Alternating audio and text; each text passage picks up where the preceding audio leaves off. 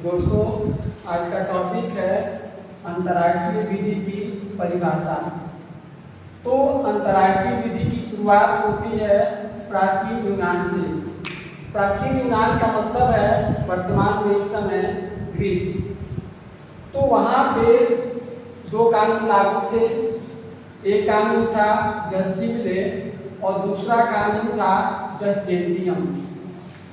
जस सिविले केवल यूनान के लोगों पे लागू था, जो लोग यूनान के नागरिक हैं उन्हीं पे लागू था। लेकिन जो दूसरा कानून था जस जेंटियम, वो विदेशी नागरिकों पे लागू था।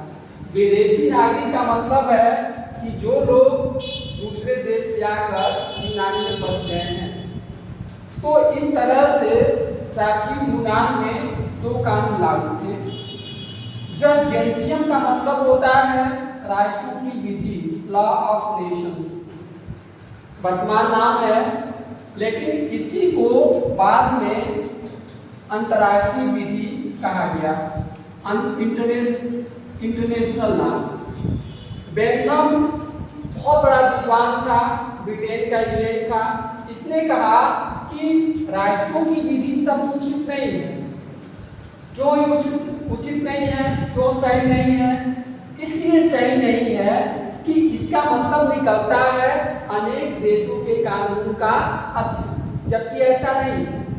इसने कहा कि सबसे उचित शब्द होगा अंतर्राष्ट्रीय विधि। यहीं से अंतर्राष्ट्रीय विधि की शुरुआत होती है। अब इसके बाद दुनिया को पता चला कि अंतर्राष्ट्रीय विधि भी है। तो अनेक विद्वानों ने अंतर्राष्ट्रीय विधि की व्याख्या शुरू किया। इसमें पहला नाम आता है ओपेनहाइमर का 1905 में। इसने 1905 में अंतर्राष्ट्रीय विधि की व्याख्या किया, अंतर्राष्ट्रीय विधि को परिभाषित किया। अंतर्राष्ट्रीय विधि रूढ़ियों और संधियों से उत्पन्न नियमों का समूह है, जिसको सभ्य राज्य मानने के लिए बाध्य हैं।